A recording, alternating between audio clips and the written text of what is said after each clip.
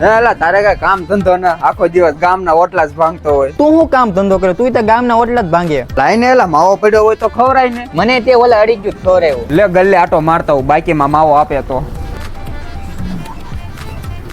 એલા એક માવો આપી દેતો. તારી પાસે પૈસા છે પેલા? નહીં. તો પેલા 8 મહિનાનું નામું સૂચવી જા ને ભાઈ. હવે એક ગલ્લો વધ્યો તો એને બાકીમાં માવો આપવાનું બંધ કરી દીધું.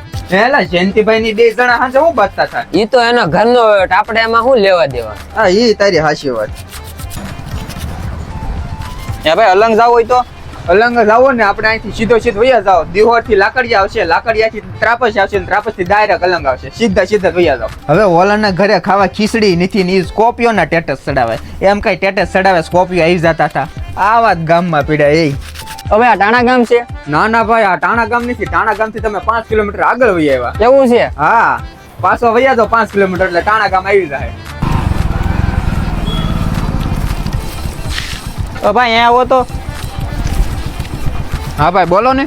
અરે સોંડાભાઈ ઘર જવું હોય તો? સોંડાભાઈ ઘરે ને આપણે જો આગળથી ત્રીજી શેરીમાં વયા જાજો. ત્રીજી શેરીમાં ડાયરેક્ટ સીધા જાઓ ને એટલે ડાયરેક્ટ એનું ઘર જ આવશે. એવું છે? હા સીધા વયા જજો. એક કામ કરો હું ના જ જાઉં છું. હાલો તમને મૂકી દો. હાલો જવા દો.